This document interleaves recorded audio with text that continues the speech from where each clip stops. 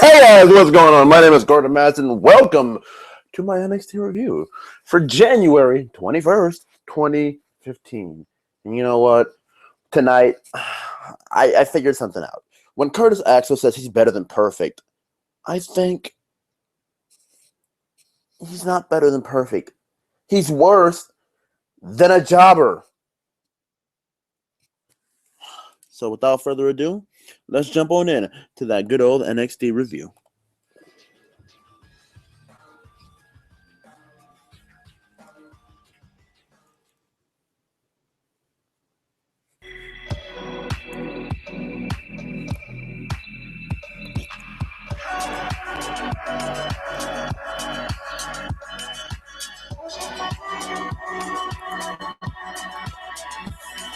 Alright guys, what's up? Tonight we start out NXT. I'm using the paper notes for once in my life. We get William Regal telling us the next NXT takeover will be on February the 11th. My birthday, of course, so it'll be a birthday edition of the NXT takeover review. So, after we get that little tidbit information, we get Sami Zayn attacking Ty Dillinger in what was supposed to be a match. I don't even know if they actually had a match. I don't even know if it was supposed to be Dillinger versus Zayn. Zayn just beat the living shit out of Ty Dillinger before the match even got underway. And, that shit just went down.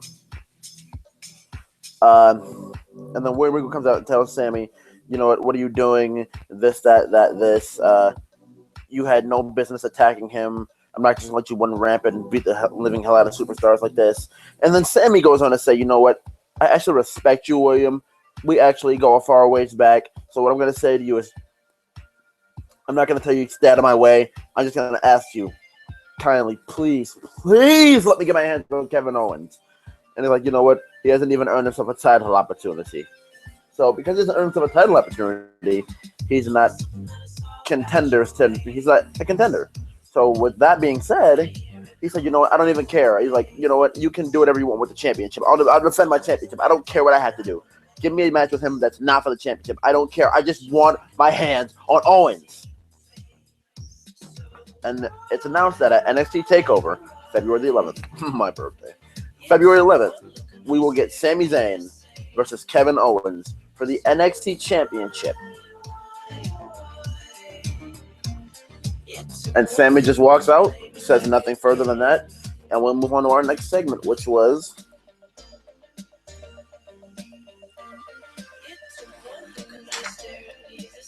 the perfect jobber. If you guys know what I'm doing there, then yes. Curtis Axel versus Finn Balor.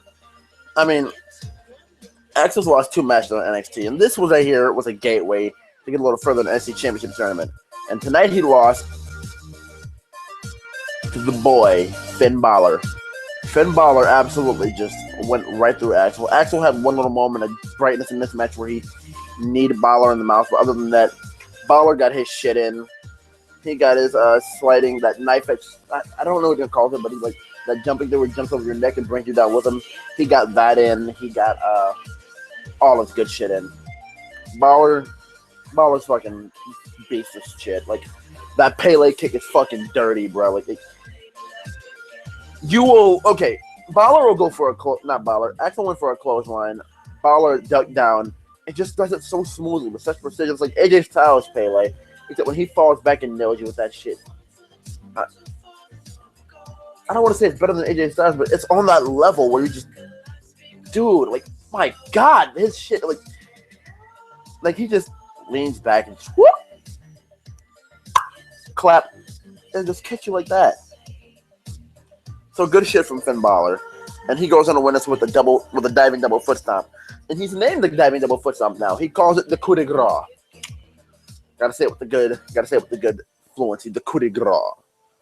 But the coup de grace is what he calls it, the diving double foot stomp. And he hit the coup de grace to Axel for the 1-2-3 victory, and he's the first one to advance in the NXT tournament, which will consist of, I think, like 8 matches at this point. So let me just go down the list of these matches on this tournament. So far, this week on NXT, we had Balor and Axel, and then Itami and Breeze. We'll get to Itami and Breeze later when we get to that. Next we're going to get Tyson Kidd versus Adrian Neville again, and it's not even involving the title. NXT, that's like the good shit I praise them for. They know how to keep shit fresh, and they know how to consistently do something to the way that everyone's going to have a liking. So, and we get Baron Corbin and Bo Dempsey again, and I'm pretty sure they're going to have Corbin go over again, because Dempsey going over makes no sense. So, up next, after Balor and Axel, we're going to get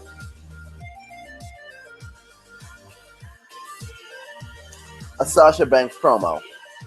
And Devin Taylor was going to ask Sasha Banks a question, but we never know what that question is. She's like, shh.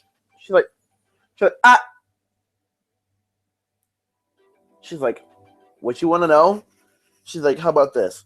How about you ask me about how I beat Charlotte last week and I actually get my NXT Championship shot tonight? She's like, you know what? I get another chance at NXT Championship. She basically said she's going to get her chance to win it tonight, and she will win it. She had any other questions? She's like, oh, wait. Don't care. And walks away. Sasha Banks knows how to play right into this character. Like, she's just that, like, she plays that stuck-up heel. That stuck-up heel diva who actually knows how to make herself hated. But in the world of NXT, you're not hated unless you're really that bad. I mean, like, you're not hated unless you're really that bad. I mean, Axel, like, he's not really, like, that bad. Like, he got Let's Go Axel chance at his match. Like, when the crowd was chanting, Let's Go Axel, Let's Go Balor. And, you know, Balor basically got the majority of those chants in the match where they're, like, chanting Finn, Finn, Finn, and Finn is going to kill you, Finn is going to kill you. But, I mean, like, you have to really be bad in NXT to not, like, you know, to really be on the bad side of the fans. You really have to be bad at what you do. So, after the Sasha Banks promo, we go on and get a Bull Dempsey promo where he basically says he couldn't beat Baron Corbin, and Baron Corbin, there's like basically next week is a second chance, and there's not going to be any flashing lights, any ends of days, any of that, any of Baron Corbin's flashy stuff that he normally uses to win, like that Bull Dempsey spin to say Baron Corbin wins with these things. Like, it's just going to be me beating you, standing over top of you, moving on to the next round of the tournament with every fan in that building chanting. Excuse me. With every fan in that building chanting, Bull, Bull, Bull. And oh my God, Bull Dempsey continues to get worse. Like, that's somebody who just, the fans, like that, when I just spoke to the testament of saying, you really have to be bad in NXT for the fans to hate you. The fans, they don't like Bull Dempsey. Whenever he does something, they chant, no, no, no, no, no, no, no. I mean, Bull Dempsey to a degree is just so bad at everything he does. I mean, like, the dude's out of shape. He goes for a climbing. He climbs to the top to go for a diving headbutt, which normally commentary puts over as, oh, a big man. Whoa, the big man normally don't do that.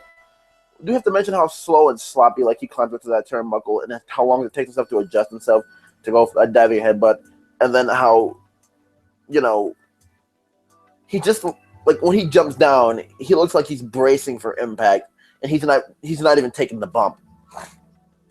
Bull Dempsey is just not good. Not good. So he's one of the ones that the fans actually hate. And after the Bull Dempsey promo, we get Sasha Banks versus Charlotte.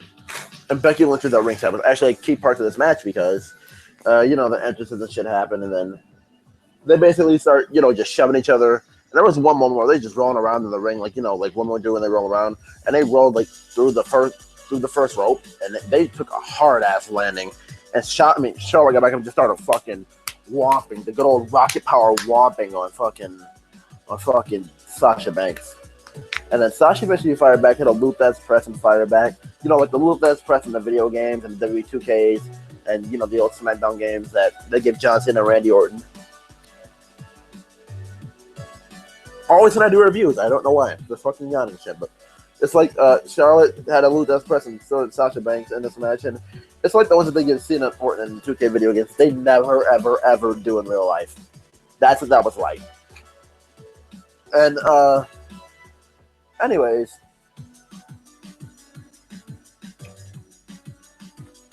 this match ended up ending. Yeah, this match ended via disqualification because when Charlotte and Sasha were outside the ring brawling, Becky Lynch tried to come up and help Sasha, and Charlotte clotheslined her and knocked her ass down, and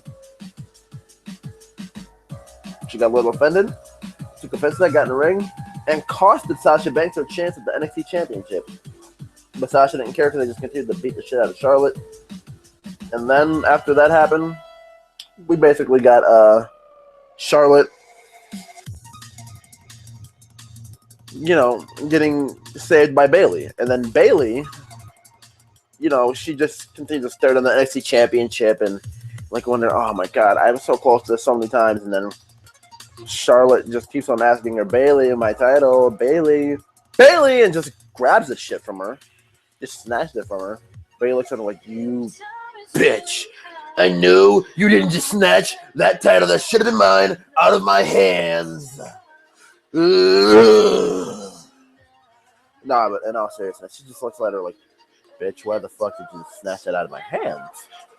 And gives her Bayley to Belly or Belly to Bayley, whatever the fuck the finish is called. And Regal comes out, and then he says at NXT TakeOver, it'll be Charlotte versus Bayley. Charlotte versus Bayley versus Becky Lynch versus Sasha Banks. And before Sasha's name was called, she was going like, "What the she's like, I'm not gonna scream," but she was just screaming at the top of her lungs like, she just deserves another title shot. Why doesn't she get one? And clearly they're doing a fatal 4-way for probably Sasha or Becky to get the championship. Not Sasha or Becky. Sasha or obviously it looks like Sasha or Bayley's getting the championship next. I can't see Becky getting it this early in her NXT career, and I just can't find any scenario with Charlotte retaining. I really can't. It comes to the case with Charlotte, I've made the case, she's starting to bore me as of late, and it's basically become that. And I mean, Sasha Banks at all times, whatever she's doing, it consistently stays entertaining. Yeah, whatever Sasha's doing always consistently stays entertaining, and you never, ever, ever get bored with it. That's the brilliant thing about Sasha Banks in today's wrestling. The brilliant thing about Sasha is she's awesome on the mic, she's awesome in the ring, and she's awesome as her character, and she's awesome at attempting to get heat. She has these heelish tendencies. If they were put on Raw or SmackDown, and, people weren't so desensitized to the divas and actually gave a shit, people would actually legit hate the shit out of Sasha Banks. I mean, hate her like they hate Lana. So, with that being said, I think we've said enough about the divas, and we can move on from the divas and move on to the Vaudevillains versus Buddy Murphy and Wesley Blake. Yeah, Wesley Blake. I'm sorry. I think these two are known on the internet as Team Thick. I think I got it wrong when it said Jason Jordan and Ty Jones the other week. Ty Jones ripped the shit beat out of him at the beginning of the show by Sami Zayn. But without that being said, these two are going to beat the Vaudevillains in an upset because Aiden English was in the ring, and I forgot which one. I think it was Buddy Murphy kicked Aiden English in the head when he tried going for Buddy Murphy outside the ring, and then Wesley Blake ended up getting the pinfall, and they ended up getting the win. And after this, they ended up challenging, I think it was directly after this, they ended up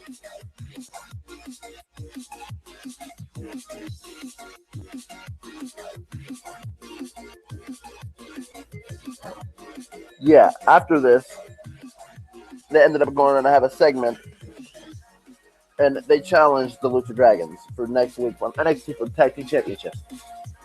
And I kind of think I spoiled this one for you guys already, but since Kalisto's going to be getting called up to the main roster, the Lucha Dragons are going to probably most likely drop the titles next week. So there you go. One little spoiler, and I didn't mean to do it. I apologize.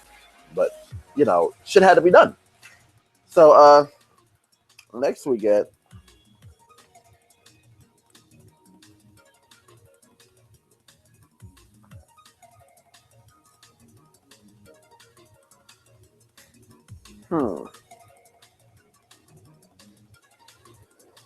Okay.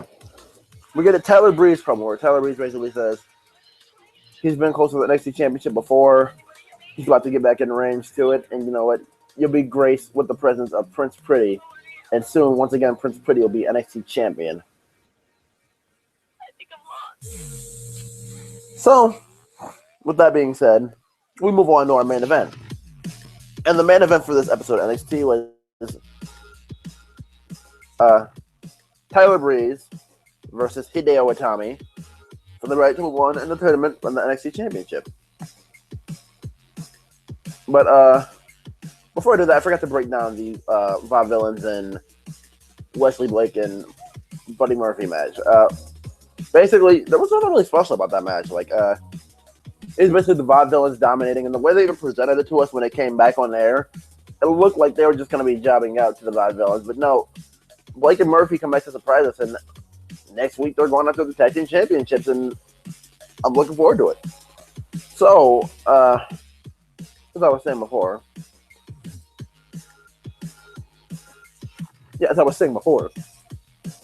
we get to Breeze and Itami, and I guess Breeze is probably will be facing Marcus Louis at the pay-per-view because Marcus Louis continues to hide out in the middle of Tyler Breeze's entrances, and he hid out tonight.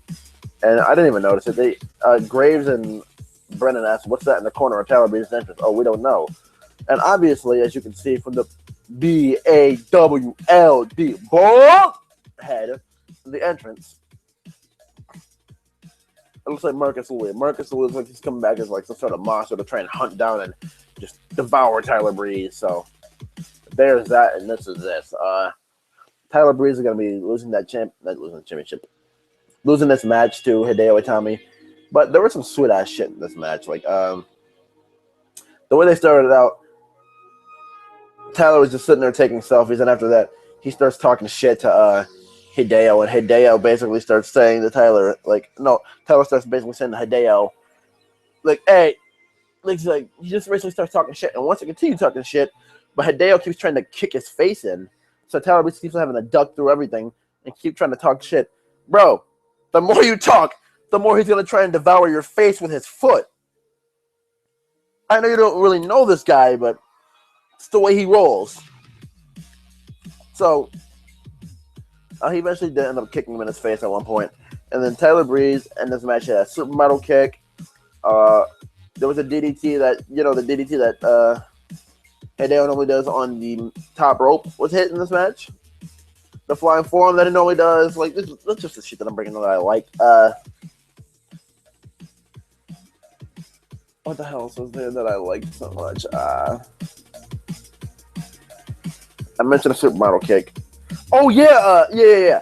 There was this little thing. It was like I don't even know what it was. It was like a GTS reversed out into like some sort of inverted Russian leg sweep where just put fucking Itami on his neck and made it like Breeze was going to win that way. And he didn't win over that, but still, that shit looked phenomenal. But, anyways, we end up going to get, in the middle of this match, Itami was sitting there smacking, Breeze sitting there smacking Itami saying, "You're not as good as me, you'll never be as good as me, never, never, never, never, never." But before I get into what happened there was also a spot that I forgot to mention where Tyler Breeze is sitting there stomping Itami in the corner. And I always love this about Tyler Breeze. He's so into his character where he'll come into you and just be he sits there and stomps on you. He'll sit here and stomp. Then the ref will grab him "Don't touch me! Don't touch me!" I'm gorgeous, you're not. He's like, "I'm gorgeous, you're uggo." And which also what he said in his promo tonight when he was sitting there cutting his promo. He's like, "Tonight I show where I separate the gorgeous one from the uggos." So Breeze was like I was saying, he was just smacking Itami. He's like, "Come on, you're never as good as me. I'm better than you. You're not better than me." And then Itami channeled into that Japanese fighting spirit, and then made Tyler Breeze his young boy, and won a match that way. And went up with a running. Basically, he went up with a sick kick. Like it was like the way he set it up wasn't like it didn't look like a normal sick kick, but it was a sick kick that he basically won the match with. So. Tommy went on a win, and Tommy basically goes on to win this match. And fun match here. They got a solid 15 minutes to work with, and I absolutely adored it. So I adored everything about the show. There was a lot of storytelling here tonight, a lot of promos here to set up for Takeover. I want to say a name following Takeover because that's what it's been like. Takeover Fatal 4-Way, Takeover Our Evolution. That's what it's basically been. Although at this point, I'm pretty sure it's probably should be NXT Arrival 2. But, it's going to keep on rolling with the Takeover, so whatever they want to do is whatever they want to do. I'm pretty sure at some point this will get a name for it, but whatever. That's just me picking around and nitpicking and shit. So, before we end this review, next week on NXT, they basically laid out the entire show for us. We get Tyson Kidd versus Adrian Neville, like maybe Tyson Kidd, Adrian Neville 5. When I say it that way, I don't mean it in a bad way. I mean it in I can't wait to see what these guys come up next for a story on a match. We get Wesley Blake and Buddy Murphy versus those Dragons for the NXT Tag Team Championships.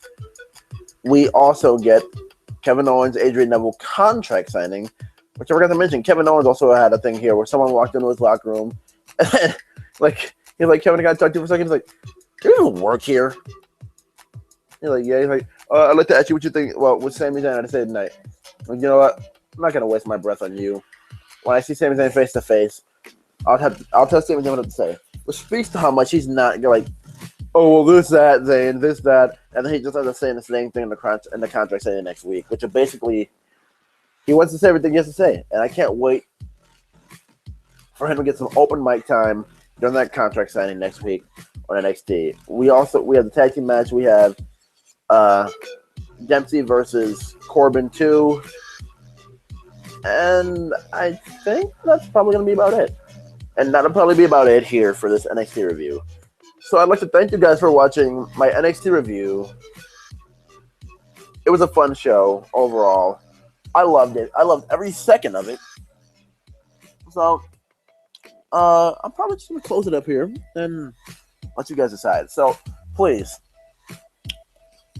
like this video, subscribe, and a comment. No, I didn't do better. Destroy the like button, comment, and subscribe. If you don't do any of those things, I will track down every single one of you who watch this video, and I will personally come into all your cities, states, homes, trailer parks, whatever the hell you live in, wherever the hell you live at, whatever wasteland you live in, and come and bury you personally. So like it, subscribe to it.